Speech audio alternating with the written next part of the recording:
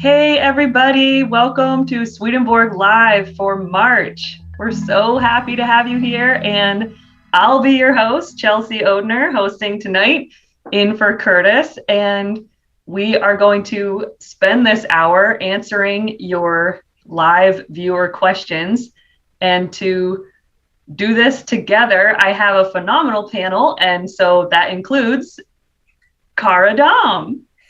Hello, everybody. I'm Cara Dom. I'm the Latin consultant for the NCE and Off the Left Eye, and I work in the comment response arena too. So I have the pleasure of talking to you folks. Happy to do it live tonight. Karin? Oops. Oh, that's okay. I'll go next. No, Jonathan, you go next. You go next. Okay. Hey, everybody. This is Jonathan Rose, series editor of the New Century Edition. And during my day job, I have the fun of editing Secrets of Heaven. I just finished my first pass through Secrets of Heaven Volume 5, and Volume 3 is just about to come out. And so that's very fun to be immersed in that material. And then great to take a little break and be able to talk to you all and answer any questions that I can. So great to be with you. How about Karin? Hello, everybody. So happy to be here.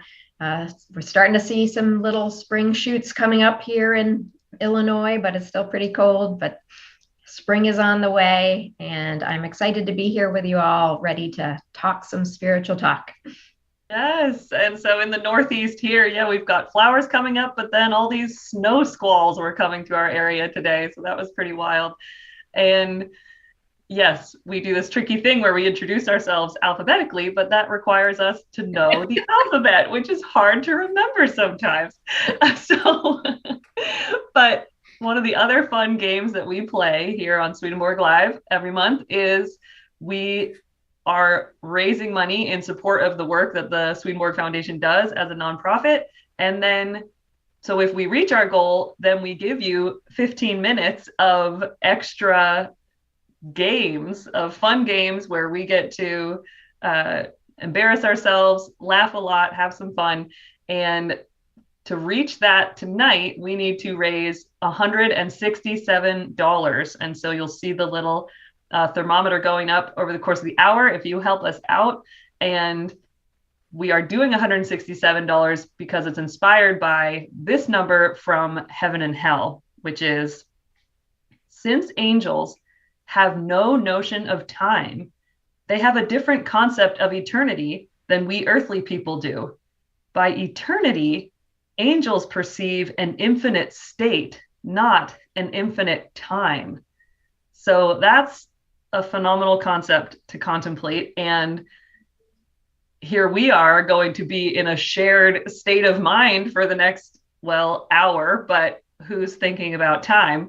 We'll see what happens. So if you want to donate and help us reach that goal of $167, then you can go to offtheLeftEye.com/donate, or OTLE.com/donate will get you there too, and is easier to type. And so, yeah, get your questions in. You can type them into the live chat, and we're going to get to as many as we can over the course of this state of mind together. And while you're at it, if you're thinking of somebody you love who has passed on, or an ancestor, somebody you've thought of today, you can put that person in the chat as well, because we're going to read through all of the people that we're thinking of at the end of the show in our Thought Brings Presence section, which is a fun one we do every month, where we live this concept that Swedenborg talks about, how thought does bring presence in the spiritual world. So we can acknowledge our spiritual community while we're here having fun thinking about these spiritual topics. So that sounds like a fun time. And let's get to our first question. This is from Nicholas Celia, who asks, is it possible to want God in my life and be a reprobate at the same time? So possible to want God in my life and be a reprobate at the same time. And we might need to do some definition of terms or something. So yeah, Karin, you want to start us off on this one? Well, I'm I know there's a sort of doctrinal definition for reprobate that I'm not very familiar with, but if I'm just thinking of the word reprobate as somebody who's not in a good state, who's sort of resisting God or something, or far away from God. No, I don't think it's possible to be both, because I think if you want God in your life, if you genuinely want God in your life, that's what God wants more than anything, to be in your life. And so God only needs the smallest bit of desire on your part to be permitted. God wants our consent. But if you want God in your life, God is going to be working constantly to come into your life and lead you on the path to get closer and closer to God. So if you want God in your life, don't think of yourself as a reprobate, that you are somebody who wants to walk in the direction of God. So those are some starting thoughts. Nice. Yeah. Jonathan. This is a really great question. I think it has to be possible. Swedenborg talks about the fact that it has to be possible to be in that position. He says that all the way back in the early times of the human race, the Lord maneuvered in such a way that our minds could conceive of something where our hearts were not, so that we could move forward. We have to be able to move forward. Otherwise, you're just stuck where you are. And so that's actually a great place to be. It's very uncomfortable because you're not where you want to be. But I think the angels smile on that state, because that's good things are going to happen from there as you go forward. The other teaching that strikes me is that something I've just been reflecting on lately, that Swedenborg says a number of times that we are placed in heaven or in hell according to our intentions, which is very merciful when you think about it, because some people don't have the money or the education or the opportunity or the support or whatever it might be to realize all their dreams or their potential or something. But if you have a goal, that goal is what will bond you to other people. If that's a good goal, like wanting God in your life, then the Lord works with that, and that's the primary thing that the Lord looks at.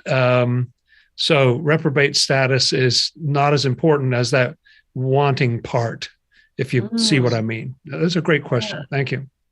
Oh, interesting distinction to make. And yeah, Cara, do you have any thoughts on this one too? Yeah, I just looked up a definition of reprobate, and one of those doctrinal definitions is one who is not one of the elect and is predestined to hell. So nobody, according to Swedenborg, is predestined to hell. So if you're labeling yourself as a reprobate, Nicholas, perhaps you could change that label as predestined to heaven. And yep, there are hard knocks along the way and tough stuff to go through. But God intends you to be with him too. And so you can do it. Karin. Yeah, I love that, Cara. That is great. And Jonathan brought in a very important distinction, that we have an outer and an inner self, a truer and a less true self. And they can be at odds with each other at times during our development. And when I think of you, Nicholas, I'm thinking of your true self, your deeper intentions. And so, yes, like Jonathan was pointing out, we can have other parts of our mind, lower parts, that are sort of, going back and forth in being closer or farther away. But it's that intention. And yes, you're predestined to heaven, like Cara said. Oh, I love that. It just makes me think like what you were saying initially, Karin, about how God wants to be in our lives. We might have a wanting of God, but that's actually a reciprocation of what God wanted first, which is God wants to be in our life. And so there's no it would go against God's essence to reject anybody. Like, that's not, God is this, the wanting to bring us closer to and in a closer relationship with that divine. And that Swedenborg even says, God loves everybody. Like, it's God's love for us that is what's keeping us alive. So it's like, if you're here asking that question, then you're not a reprobate, because that's just not possible, because God's life, God's love for you is what is sort of keeping you, is fueling your spirit. And at that deepest level, even if you get, no matter how confused we get on that outermost level. Yeah, Jonathan. If I can just add another tag on the end here, that it's very important the direction that your life is going in. It's not as important exactly where you are right now, but which direction are you going in? Swedenborg talks about seeing people in the spiritual world who you can tell who they are by the pathways they're on, because where they go when they have a chance. Do you head in a positive direction when you have a chance? That kind of thing.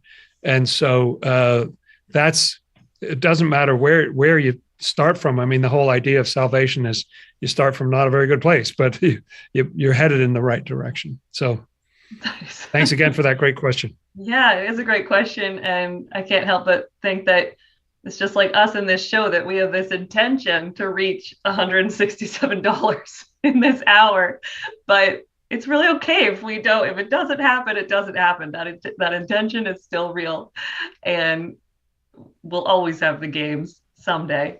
So we'll see if we reach it. And in the meantime, here is another question from Gabrielle, who asks, what is heaven like? Is it personalized for each person or just one big place? Can we do whatever we want in our heaven? So, interesting questions about heaven. Yeah, Jonathan. Well, I thought I'd maybe start at the end there. Can we do whatever we want?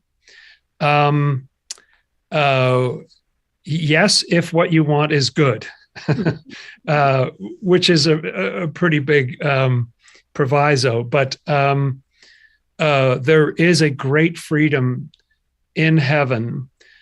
Swedenborg says that the highest and most loving angels are they seem entirely free. They seem childlike, with that amazing freedom that little children have.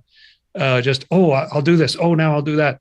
And but they are bound invisibly by a conscience inside themselves, that there are a lot of things that they would not do. In other words, there's not no structure to it, kind of thing. But if you've really internalized that, that's the whole goal, because that freedom is a lot more fun. I think that's what the Lord wants for everybody. And it is very much personalized. It's one of the beautiful things to me about what Swedenborg says about heaven, that heaven varies a great deal.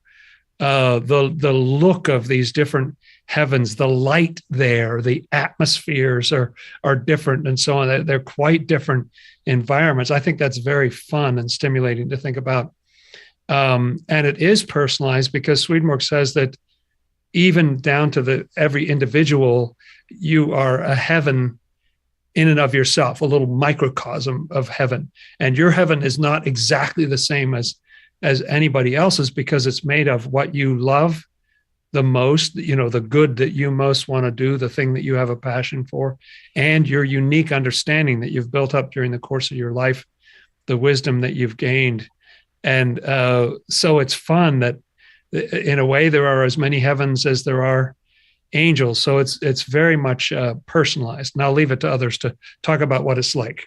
Nice. Well, I'll just insert myself here for a second, because speaking of that intention, we have now almost reached our goal through gifts from Jonathan, thank you so much, and Mary. So between just those two gifts, we are now nearly at our goal. So really closing in on it just at this point. So that's really wonderful. Thank you so much for those gifts, for that support of this work, for us getting these ideas out there. And yeah, everybody, you can go to offtheLeftEye.com/donate or otle.com/donate and that's where you can give. So yeah, let's keep going with this question. Cara. Yeah, I just wanted to add that even though it's a custom made, so to speak, for us in heaven, Swedenborg talks about the importance of community, and that we're all in communities that correspond to how the human body works. So, like the liver has a whole lot of little liver cells going on, and the kidney has kidney cells. So they're individual cells, but they're all performing a similar function. And so somehow, I think it's one of those magic things about the spiritual world. It's a shared experience at the same time that it's an individual experience. And I don't know how that's going to feel. Karen? Yeah, absolutely. Two thoughts. One is building on what Jonathan was saying, that in heaven, they can do everything they want that is good. And the thing is, entering heaven is because you've developed to a point where you've been freed from wanting to do evil, so it's like so much more freedom than when we're down in this earthly state of kind of sometimes wanting to do something not very nice and sometimes wanting to do something nice. And just imagine if you were freed from ever wanting to say something rude to somebody or be mad at somebody, and the higher up in heaven, the more free they are from such things. And it doesn't mean they don't still go through cycles of purification, but that want to do evil is gone. It's more like greater or lesser good, but wanting to just really be horrible to somebody is gone. And so think of that freedom to be able to do whatever you want, because what you want to do is good. It just sounds marvelous to me. And the possibilities just are endless of ways to be good and beneficial to others and explorative and, getting deeper in truth and love and all that. And then, as far as the same, or let's see, what was the question? Is it personalized or just one big place? Yeah, like Cara was indicating, is both. Like the human body is both one beautiful entity working together and all these different parts doing their own thing. Same with groups of people. They're all unified by a common purpose of the common good, God's love for everybody. But every heaven, every community is unique and doing something really cool and special together. And if you can get a feel for what, if you imagine earthly life without strife, all these different countries and states and cities and communities of people, all interacting in different ways, like sharing what they're doing with others and benefiting. We have all these different industries and things that are providing things in different ways. So, and if everybody was just on board with, let's just make the world a good place for everybody, that's, you can start to imagine what heaven is. It's just doing all these different, interesting, fascinating things. And it's all of benefit to the whole and great fun for everybody. So lots going on, lots of activity. Oh, so great. So great to hear from each of you guys about that question. And what came to mind in hearing you just say that, Karen, was that I recently attended a conference, and so everybody was at the conference because we all shared a similar love. We all wanted to be there because we loved learning about the same kind of thing. And we're going to the same, there's a lot of sessions, but everybody's going to the sessions that appeal to them the most. So it was like one big thing, this conference. And yet I know for certain every single person there had a different experience. Nobody had the same experience. Everybody's experience was so personalized and made interesting connections. So just like, it's fun to think about that I just lived through one of those both ands. And there's somehow, I feel like that's a taste of heaven somehow, is that what we get when we're in these communities now. And so that's really cool. And I want to say thanks so much to Curtis for his donation to this. That is, I happen to know, our very own Curtis child. So I'll take it as a vote of confidence in my hosting. And But so thank you so much. We are very close to our goal, and that's exciting. So let's keep the party going, and we'll respond to another question. So this one is from Matthew Bush, who asks, does Swedenborg mention, or does anyone know, if there's a correspondence when Jesus's disciples fell asleep 3 times, and what temptation they were supposed to be staving off? So maybe we'll need a little brief on that, what exactly happens in that story, and then we could maybe see about what the correspondence is too. Yeah, so Karen, thanks. That'd be great.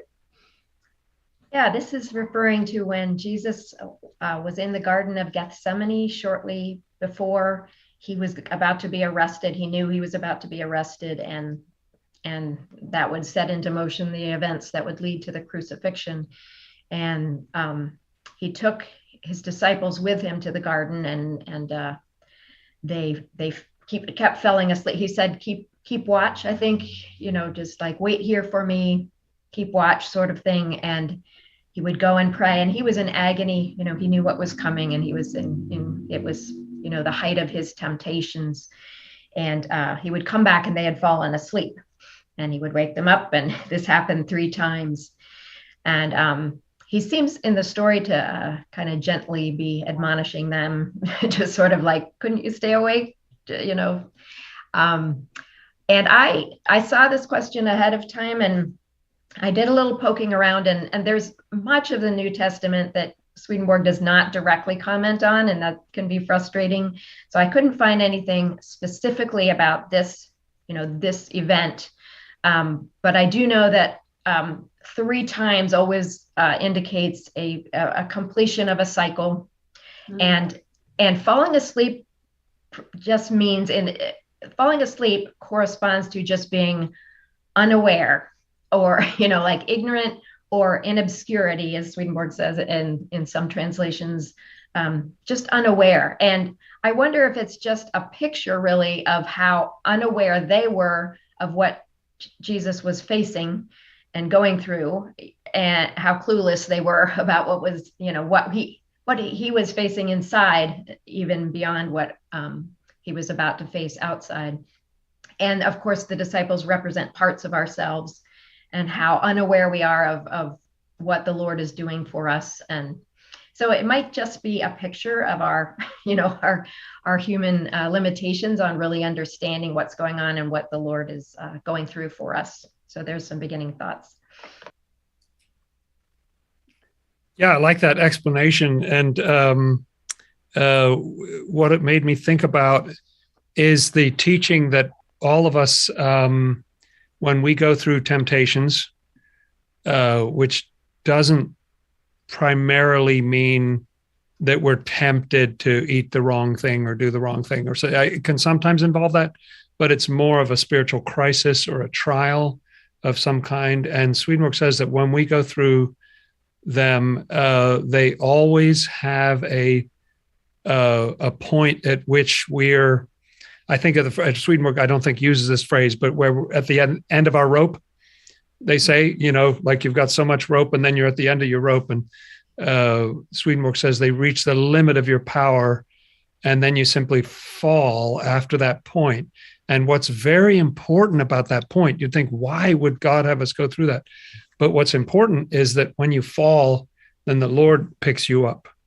And that's literally what happens in this story, that the Lord kind of wakes them up and brings them around. And I just picture myself being in that situation. I think it just reached the limit of their power. They couldn't take it. They were merely human and finite, whereas God had a finite aspect, or the human part, but he also had a divine part that was sustaining him from within. And so he was able to go through a lot more than other people can go through, and he could take more temptation. It just reached the limit of what they could go through, I think. So that's humbling, but also what you find out when isn't it a weightlifting principle, or in other forms of working out, that you go to failure, or you go beyond what you're able to do. just like 15% more than you can handle, and that strengthens you over time. That principle of failure, because then when you at the end of your rope, when something picks you up, then you realize, oh, there really is a God, and I left to myself, all I would do is fall at this point. And to have something pick you up at that point and hold you is such a good thing.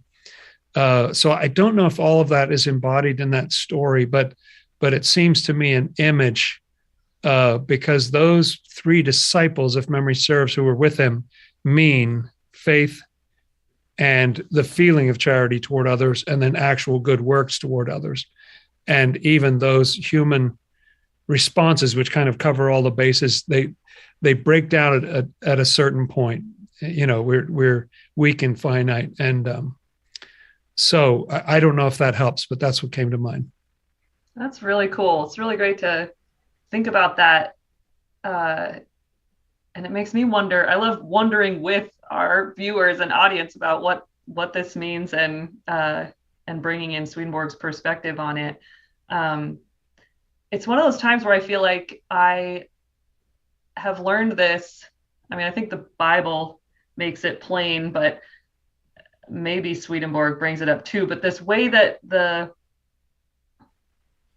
God and then in the stories of the Bible has a knack for saying something as if we could help ourselves, but of course we can't. Like God knows we're not gonna be able to not fall asleep. Like, so the way God is saying, watch and pray so that you will not fall into temptation. I pulled up the quote, it comes across as if like, oh, don't do this thing. But really it's sort of God saying, look, I know you're going to do this thing and this is how it's going to be. And so read the rest of the story, pay attention. And sort of that's what we're sort of invited to do. And I like, it's sort of sweet to think of God having these disciples that are just always falling asleep, be his buddies, be the ones that he's having with him. And so it makes me think of like the parts of ourselves, and just sort of that compassion that we can have on the different parts of ourselves that, oh, okay, yeah, that's falling asleep, that one's not lasting the night or whatever. So there's something just sort of merciful and sweet about it to me in that too. And we have another gift. I want to say thank you so much to Jana, who got us right up to 155. And then Christy gave. So we're now we've reached our goal. We're at 180. And that was in honor of her mother, Helen.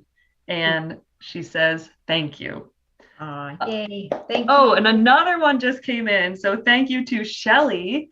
So our total is now 205. Thank you so much to everybody who has given. So now you're definitely going to get to see us be silly at the end with these Swedenborg games. But first, more deep spiritual thought. That was a great question. And thanks everybody for your thoughts about that, and for Matthew for the question. Next is from Colin Vickers, who asks, how can we distinguish providence from non-providence? And yeah, I'd love to hear what you think, Cara, about this one. First thought is that there's no such thing as non-providence. The Lord foresees the steps we'll be taking in our life, and he provides the circumstances for us to live into, given our choices. And the Swedenborg talks about the concept of permission rather than providence, which is allowing something that he wouldn't choose for us maybe, and yet we have to go through all the stumbling and the falling, like Jonathan said, in order to get our spiritual strength. So there's some quote that says, not the least circumstance is outside of providence. The fall of the cards, like how the cards play out when you deal a deck of cards. And he, the roll of the dice, he gives a couple of very earthly examples of how providence is in charge of every single thing that's going on. So it's really something to try to sort of let go and let that be the truth in your life. But that's what Swedenborg says. Wow. Yeah. Yes. I totally agree, Cara, that divine providence is the God's guidance over it all. And like you were saying, there's divine will for what God wants to happen. There's divine permission for what God does not want to happen, but allows for the sake of the long-term good that can be brought out of it eventually. But it's all in providence. And I love that concept, because you can trust in providence. Like, we can make a big mess for ourselves by bad choices and, going off in a negative direction, but providence is always working to guide us back or bring something good out of it. And, even our worst mistakes and everything. So it's a very comforting thought. I love that. Yeah. And what popped to mind was saying that was like a natural world example. And I thought of when I was learning about volcanoes, and volcanoes just seem like that can't be good. Molten lava, like spilling out and killing everything in its path. And it turns out that's like where life starts, like that like it keeps the earth alive. It's actually this like healing thing that happens because volcanoes are erupting. Anyway, I'm not a volcanologist or something, but it's interesting. And I think there's something to that. So Jonathan. Yes. As people mentioned, sometimes Swedenborg talks about providence. And that's a very interesting word, because it comes from a Latin for providere. Videre is to see, and pro is forward, and he relates it to praevidere, which is foresight, seeing ahead of time. So sort of foreseeing, but also for in the sense, so for F-O-R-E, foreseeing, but also foreseeing, like you're seeing in order to help something happen or to prevent something else. And so it's just an interesting combination of seeing. You think of as being kind of passive, and yet provide is a very active thing in English and in Latin. And so Swedenborg talks about providence. He talks sometimes about the Lord's good pleasure. He talks about permission, as people mention, and he says there are some things that the Lord cannot prevent for the sake of the goal, which is salvation. So, so there are degrees of the Lord's pleasure and displeasure in what goes on. It's not that he loves everything that happens.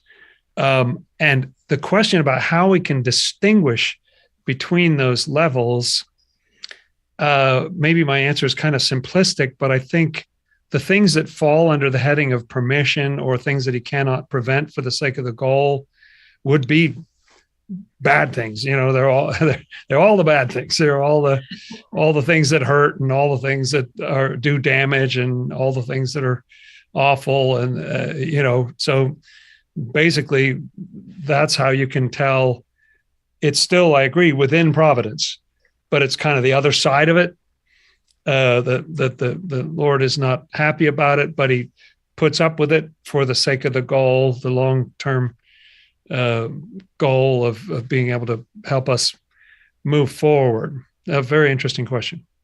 Cool. I like that even the permission is actually in service to the providence, because it's like what you're saying about the foreseeing, like he's always watching out to work that toward good. That's so great. And what's also so great is that we have now even reached twice our goal because I have a number of thank yous to call out for people. So S gave, and Stephanie, thank you so much. Diana, in honor of Susan, and Anonymous, and then another Anonymous gave. And so I think we're up to $410 from 10 donors. Ooh. And so we might, this is amazing. And maybe we'll even get to like 3 times. I haven't done the math yet, but I feel like we're already getting close. So, wow. Thank you so much to everybody for your generosity. And we promise to put these dollars to good use, because our goal is to help people with these ideas, with these ideas of providence, to be bringing these things into the conversation, because they can be so helpful in people's lives. And we're going to pause right now before we go to the next question, in order to thank all of our March donors and do a little raffle from that list. So here is everyone who gave this March, and I can't read all the names. There's so many, but we can look at them and appreciate all of them with love. Just think of that network of individual personalities, all these people who are collecting together, who love the same thing, have this love, of service and generosity in their hearts, and then are getting a unique experience out of it, but helping us do what we do. So thank you to all of our March donors. And from that list, we're pulling our raffle winner. And the winner of this raffle gets an online ticket to the Off the Left Eye experience, a virtual pass, which is a $99 value. And if you win, it means you're coming to the Off the Left Eye experience as a virtual attendee, or you can apply it to an in-person ticket. Or if you feel flush and you were planning on coming anyway, you can you put it towards our Angel Fund, which provides financial aid to people who couldn't otherwise attend the conference. So let's see who is going to win this month's raffle drawing. G10! Yay! Woohoo! Thank you. So that's exciting. I'm sure we'll be getting in touch with you to give you more information about that, but can't wait to see you at the Off the Left Eye experience, June 24th to the 26th, virtually or in person in Bryn Athyn, Pennsylvania. And for everybody else, if this is your first time hearing about it, registration is live. You can find out more about it at our website, offthelefteye.com. And if you are thinking about it, considering it, now would be the time, because we are running an early bird discount, but that ends very soon. I guess the end of this week, the end of the month, the end of March, the 31st is the last day for the early bird discount.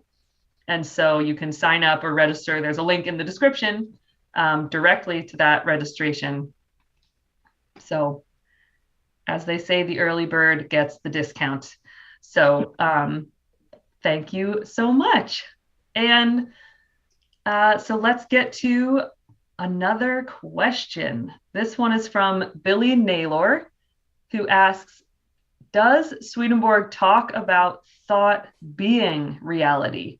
Like just thinking of something makes it possible? And I can't wait to hear your answers, because it is so interesting, this idea that there is power to what we think, but how much power? What are the limits? I'm interested to know. So, Jonathan, start us off. Okay, here. Yes. Very, very interesting question. Thought does indeed make things possible, but not by itself. Thought is very, very powerful. And Swedenborg talks a lot about, basically, he sees human beings as being feelings and thoughts. That's in a physical body, doing things in the world. What our minds are, essentially, our spirits, is thought and feelings, or love. And the love part is an important piece of it, because Swedenborg says that really the essence, the underlying reality of the whole universe is love. And love is partnered with wisdom or knowledge or various different words, intelligence, that makes things possible. If you only have thought, but it's not being driven by a passion of some kind, thankfully, that does not always manifest in our world, because I don't know about you, sometimes I think bad things. And if every time I had that thought that manifested, that would not be good. It's engineered in such a way that if the heart and the mind, the love and the thought come together and decide on something, that's when things happen. And we can see that, but where do all inventions and ideas, business models and creativity, and that's all where it comes from. I think of the miracles in the New Testament, where the Lord creates more loaves and more fish out of a small amount. And Swedenborg talks about how that actually came down from the spiritual world into the flesh. And at first that seemed very strange to me, miraculous, and it is. But the more I thought about it, I thought, well, where did the idea for Velcro come from? Somebody saw a bush and thought, oh, hey, maybe we could use this on our kids' shoes, or I don't know what the origin of the thought was, but it was a great thought, and it's really helped us all out. And so the combination of love and thought really is a driver to all kinds of things being possible. And luckily, there are some sort of event horizons, or what do you call those, where it has to reach a certain threshold before it tips over, because otherwise, you can have a million thoughts a second, and that could be nuts if that was creating stuff all the time. Interesting question. Thank you. Oh, it's so interesting. It seems to connect with what we were talking about, the power of intention. Like that intention is sort of when you got your thoughts and your heart together, like, whoa, that's this spiritual jet engine thing. So, Karin. Yeah, I love that. And one thing, what I understand from what Swedenborg learned, is in the spiritual world, it's quite, often instant. If you have the thought and the desire, things can just happen instantly or manifest instantly. Different in this world, everything's slowed down because physical matter is a slower slog compared to the spiritual environment, and definitely still thought and intention, and especially intention put into action is what makes things happen. Absolutely.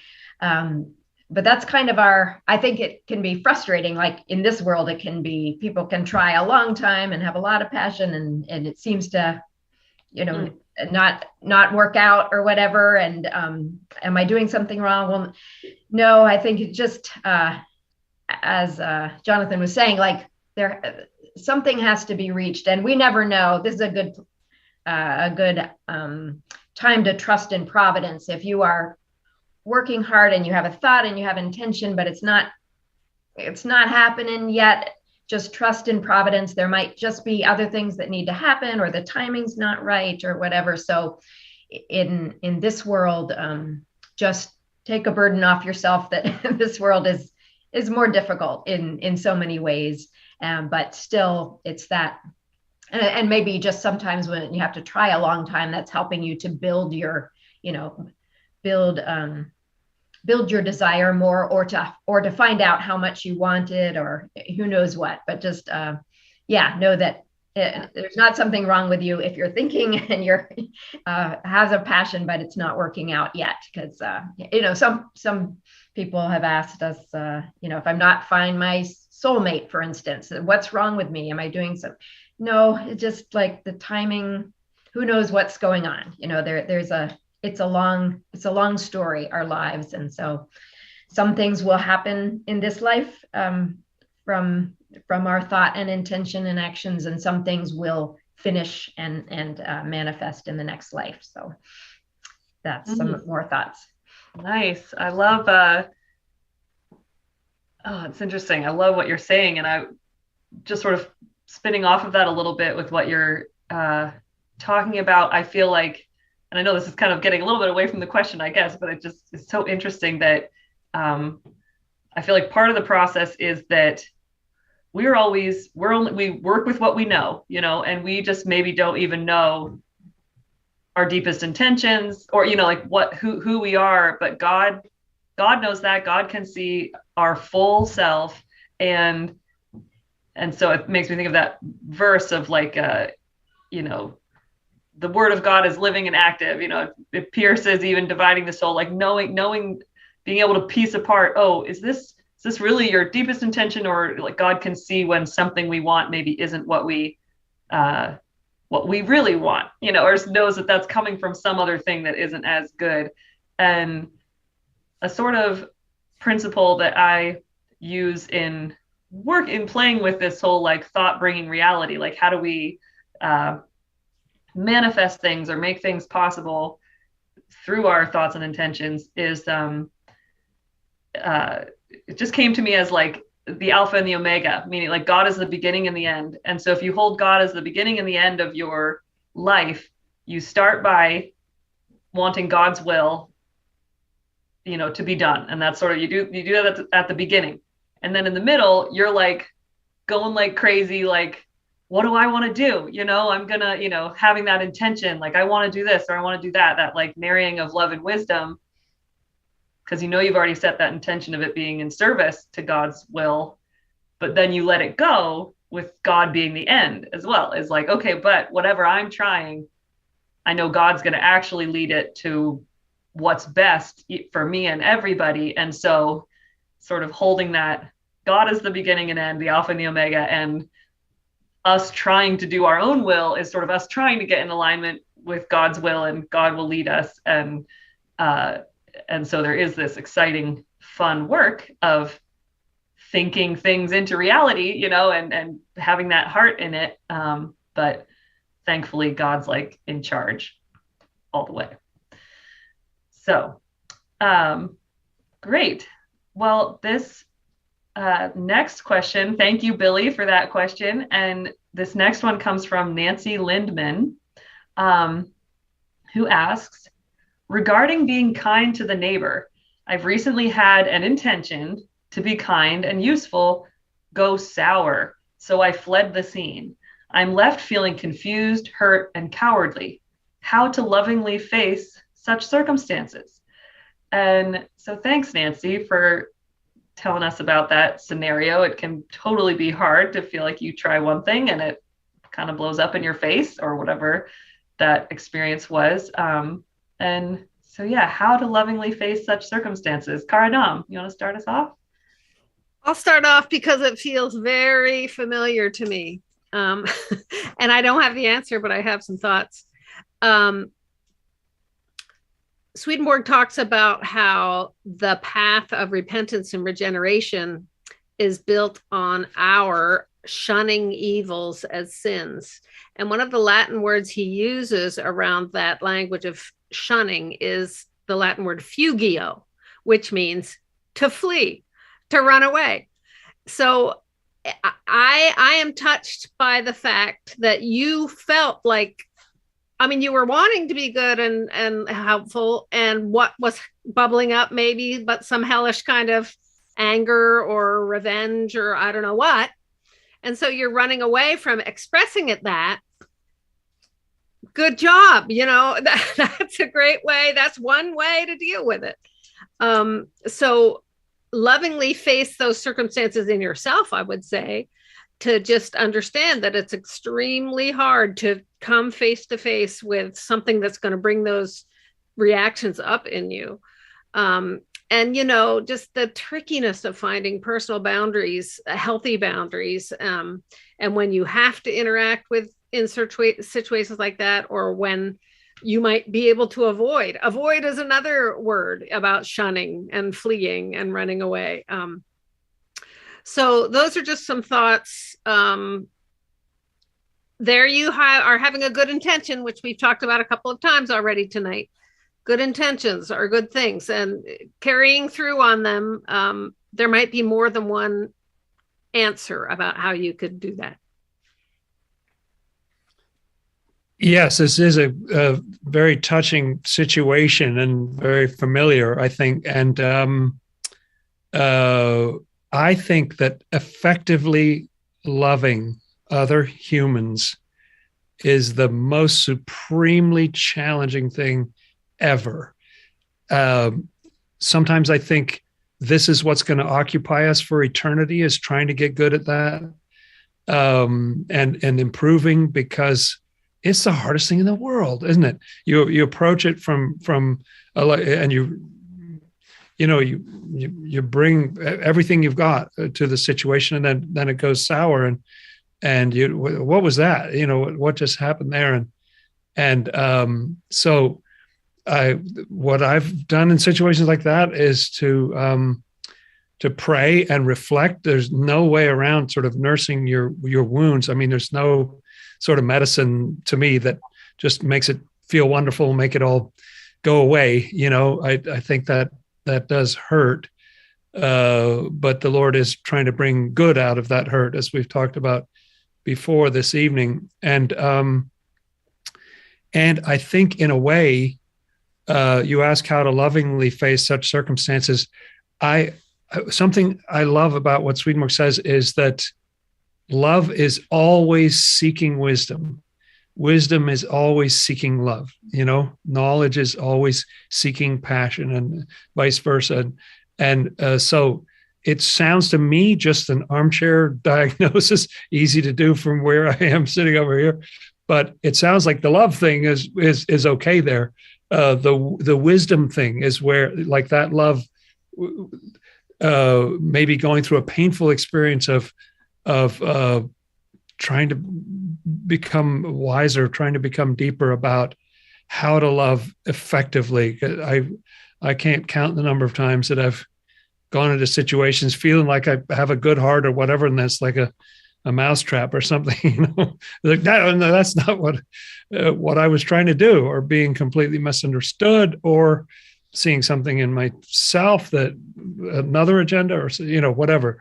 So I feel for you, and hopefully these thoughts will give you something. At least you have fellow sufferers on this show. Yes. Well said, both of you. Oh, really good. And yeah, I agree that to lovingly face such circumstances, first you have to have some compassion for yourself, as not being completely like perfect. Because yeah, like Jonathan says, this is like the challenge of being a human. At least it's this stage of humanity that we're in. I do agree with Cara that to recognize that you need to remove yourself from a scene because it's stirring up stuff in yourself that's not loving. That's really wise, to step back and think. And yeah, we were just talking about, can just thought and intention make things happen? Well, here's an example of, you have an intention, but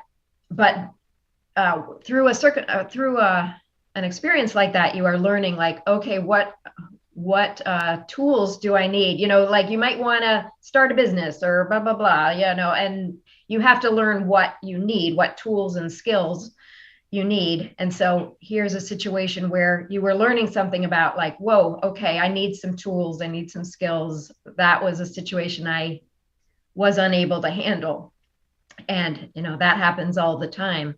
And so I think each experience like that is an opportunity to step back and think, okay, it might, like Jonathan's saying, gain some wisdom. Like, I need some more tools in my spiritual toolbox, or that, that is not going to work with that person. I need to either disengage or try a different approach. I need to work on look at what triggers me. There's all these things that it gives an opportunity to reflect on. So it's the intention is good, and it can still be there, and nothing has to happen to that intention, but that intention needs more tools, more experience, more wisdom. So that's good. That's our process. A couple shows that I'll recommend is the 3 Simple Ways to Love Everyone. When you're encountering a difficult, a person who things are being triggered in you from this person's behavior. That show gives some ways to think about another person that could calm down maybe your reactions. And the other is How to Love, a part in the a parable of Jesus that gives us these guidelines of different ways to love, different ways to use our good intentions towards someone else in different circumstances, because every circumstance calls for a different kind of loving, some from a distance, some up close. So there's two shows that might be helpful, but we hear you. We can relate. Yeah, totally. And I love what everybody has said. And I just kind of playing off of that vein of what you just said, Karin, in terms of like tools, something that just came to my mind when thinking about how to lovingly face such circumstances and not knowing the details of the circumstance, but something I learned recently at this conference I was at. It's from an author. Her name is Sakina Hoffler, and she shared about this reflection tool that she's developed that she calls radical empathy. And it's when you, if you're doing the reflection, like Jonathan was suggesting, of like, reflect on the circumstance, see like what was going on there, maybe like reevaluate where did things sort of go wrong or what happened. And you might imagine experience, like going through the experience from the other person's point of view. And if you can imagine what was it like for the other person going through this, or maybe even like do some journaling, imagining yourself from their perspective and then your own perspective too. But if you're finding it hard to think about the other person's perspective, I love this idea she had where you basically turn back the time, you have the people age younger. So then you do the exercise again, but you imagine the people involved being, children or something, or you keep going back in time so they're younger and younger until you're imagining the same scenario, but as this person as a little child, having the perspective that they did, and then you as a little child showing up to help. I just think that sounds like such a powerful way of connecting, getting a sense of what was going on here and what might have been happening from the different perspectives involved. So radical empathy, fun little exercise from Sakina Hoffler. So I wonder, maybe we can, let's see. Nope, I think we're so close on time. That might just have to have been our last question for the evening, because now we want to do our Thought Brings Presence section. So thank you so much, Nancy Lindman, for that question. And we wish you well. And so now for Thought Brings Presence.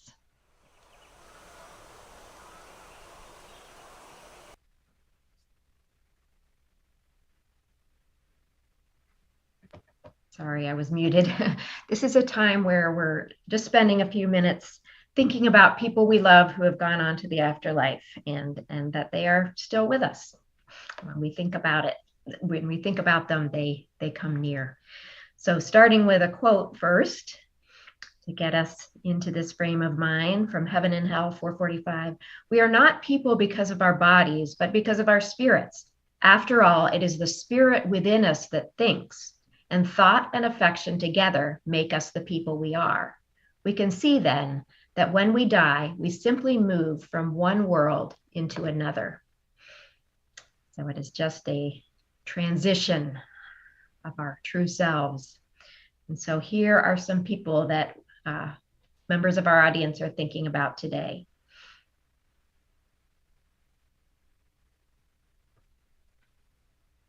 James Malamute is thinking of my mom. Hello all, I am new here. Lost my mom last February 2021. I lived alone with her for over 12 years and have been grieving and just so depressed from living on without her. Happy I found off the left eye. Aw, we're thinking of you, James. That's so hard. Witch of the Wildwood is thinking of a coworker. I'm thinking about a coworker who I didn't know well, but who was found passed away in his home yesterday. He was young, maybe 40 or 45, and always seemed cheerful, just remembering him. Thinking of him with you. Paul Stavro Beauchamp is thinking of Mark Slangerup. My best friend, Mark Slangerup, died 10 years ago this April. I think about him often. Aw, that's sweet. Kenny Rumrill is thinking of Jan Rumrill, thinking of my life partner of 50 years who entered the spiritual world 2 years ago. Thinking of her with you. Frog Brother is thinking of Dakota Luvina. Please offer a tribute to Dakota Luvina. Send her strength, peace, love, and harmony. Many blessings to you all. We're thinking of Dakota with you. Earth Cat is thinking of Norma Lucille Trusler Hurd, my mom. Aw, sweet. That is everybody. Thank you, everybody. Oh, there's one more. Ellen Hale is thinking of Larry Ray Hale, best man and husband, passed last August 4th. I'm looking forward to being reunited to him more tenderly than before, because we will be in the spiritual world. Yes, that is what Swedenborg says. Your love will be increased. Thank you, everybody. We're thinking of those people with love and thinking of you all. Yes. Oh, thank you to everyone who thought of somebody and put it in the chat, and anybody else that you didn't put in the chat, but you're holding silently in your heart. We're holding them too with love. And we also have a tribute wall on our website where this is a sample of it, where when you make a donation, you can make it in tribute to someone. And so then that we put that either in honor of or in memory of that person on our website there. So it has a more lasting time, but that's always such a special time. So thank you so much for your participation in that. And we're even going to be running a tribute campaign next month in April, the theme of remembrance. And so thinking of those loved ones, so you can look forward to that. And right now, we have no longer to wait for our Swedenborg games. So let's get to it. And this is what we've all been waiting for. No, but thanks again for all of the generous donations that made this, that got us to our goal. So here we are doing the games, but then of course the larger mission that you're serving with your support. But our first game is Swedenbot. So let's try that out. So there's our Swedenbot, and we have fed. Swedenbot is a fun game where we get submissions from our little AI that we've fed all of Swedenborg's works to, and then Swedenbot spits out pithy phrases about spiritual life, and we grade Swedenbot about how close they're getting to the kind of uplifting spiritual truth that Swedenborg was really all about. So let's see what Swedenbot has for us this week. Okay, enlightenment occurs in the other world. Well, it's a decent sentence, so that's good. Enlightenment occurs in this world, not only in the other world, unless you think of the mind as being in the spiritual world that gets the enlightenment. But Swedenborg never kind of locates enlightenment to a given kind of place or area or part of the universe that I remember. So I'll think about a grade, but what do you guys think? Yeah, I was thinking the same thing, that it kind of gives a wrong impression that enlightenment can only happen in the other world, the spiritual world, when it can happen in this world too. It increases in the next life. But yeah, that sort of threw me a little bit. But technically our minds, the higher parts of our minds are already in the spiritual world. So I don't know. Could it be a B for just sort of, That's what I'm thinking. What do you think? I think a B. Yeah. I think a B would be good. Yeah. It is interesting maybe that it is sort of Sweden, like what Swedenborg said about that, it makes me think of that in the afterlife, we continue to learn and grow, like we're evolved like that. So enlightenment does occur in the other world. But there's a few pitfalls to the sentence, like you guys pointed out, but still, so I'd say, yeah, B. We'll give Swedenborg a B for that one. All right. Yeah. And go ahead, Cara. What was your thought? That's fine. That's right. My goal. You get first dibs on this one. Okay. So the aura of life flows into the desire of what is good and true. Okay, my first critical thought is usually Swedenborg talks about the aura of life flowing out of people. Oh, good point. At least the aura of a person's life. Of course, there's influx from God into every one of us. That could be called the aura of life. And in that way, a desire for what is good and true would be a really good receptacle for the influx, the inflowingness of God. Yeah, it does depend on what the definition of the aura of life is in this context, because I agree with what you said, Cara. And I would, the editor in me would change that to the second one to a desire for what is good and true. It's a little odd to speak of the desire of, Swedenborg, the English translations of Swedenborg do tend to lean heavily on the word of to represent his genitive case.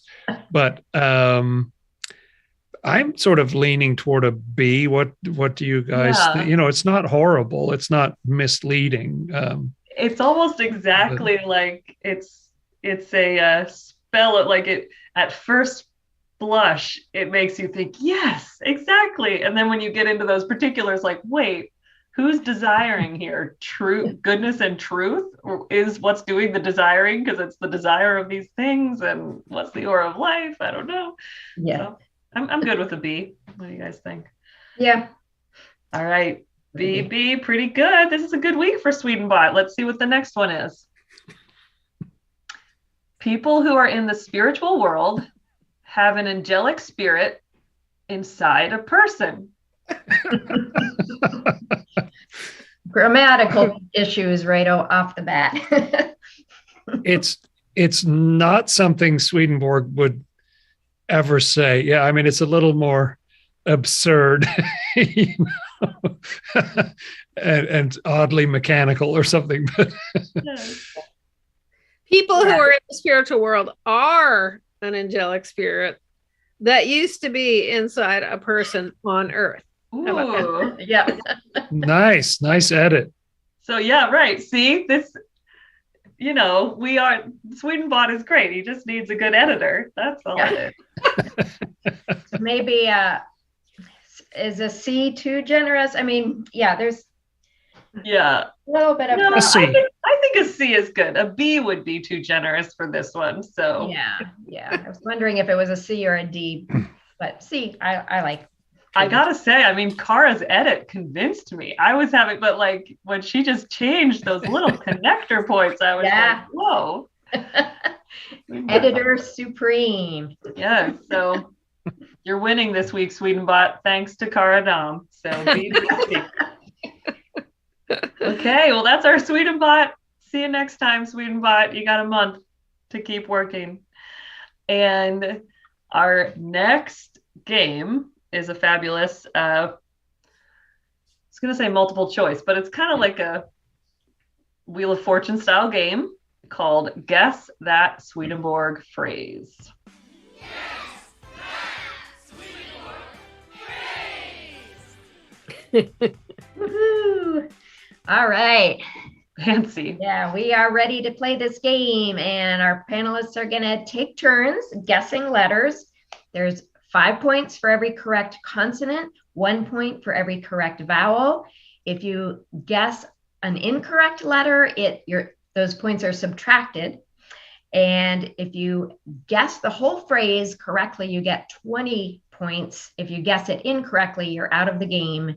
And whoever ends up with the most points in the end and is the winner is excused from the elevator pitch challenge. So we are going to start with Jonathan to guess a letter. T. I'm sorry, what was that? That's a T as in Thomas. Okay. Yes, lots of T's, 5 T's. That's a great start in points and filling spaces. Chelsea, what do you guess? I was going to say D as in dog. 4 D's. So that is another good one. We're off to a good start here. How about you, Cara? Gotta go with H. All right. Oh, yeah. 5 H's. Wow. Ooh. We're just filling this board. All right. Jonathan, back to you. G. Oh, I'm so sorry. No G. So Ooh. that is Okay. negative 5 points. So the first strike. All right. Chelsea. L. Yeah. 6 L's. What? Oh. Zowie. Lots of Okay. L's. All right. So there's lots of clues there. Cara. How about S? Yes, 3 S's. 3 S's. All right. So got Chelsea in the lead at the moment. Jonathan. Oh my goodness. N.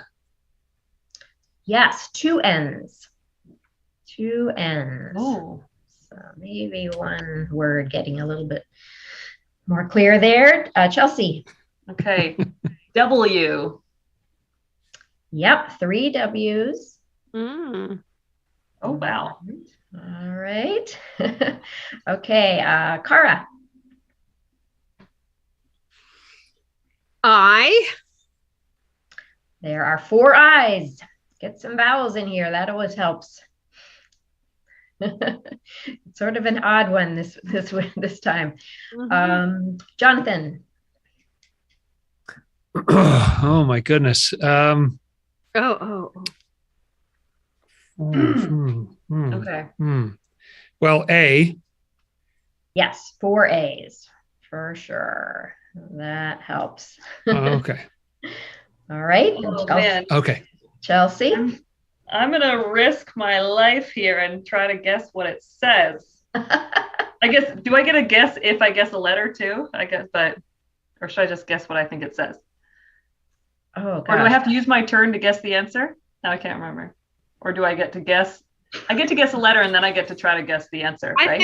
I think that's how we've done it in the past. Yes. Okay, so I will guess an F. Yes, 3 F's. Oh. Okay. And so the answer is the wild animal of the field stands for what the will holds. Yes. Ding, ding, ding. Well done. You are Wow. the big winner. Yes. And that was a kind of different one. It's really hard to find these phrases that make sense but will fit into this template. So Yes. I don't know if I've ever really thought about that, but thought of the wild animal of the field standing for what the will holds. That's very interesting. yes, this is in reference. Swedenborg's talking about a quote from, I think, Hosea that's saying, I will strike a pact with them on that day with the wild animal of the field and with the bird of the heavens and the creeping animal of the earth. And that's just symbolic, talking about regeneration, which is God's uniting with all these parts in our minds. And the wild animals of the field are things in our will, and the birds of the air are things in our intellect. And so it's just these different parts of our minds that God's connecting with. So that's what that's Oh, man. Oh, I love it so much. And I got to say, as we switch, we're going to switch to our elevator pitch game here, but that Curtis has won this game lots of times. And I think I know, having been a host, it's very different to experience this show as a host than as a panelist. And I wonder if the sort of host mode gives you a bit of an edge in terms of being able to think about letters and words, like whereas you guys have been like working super hard answering these questions. So I don't know. I have a theory growing. Special enlightenment for the host. Yes, yes, for the better angels. No question. Better angels. Yes. Okay, but so here we go to the elevator pitch.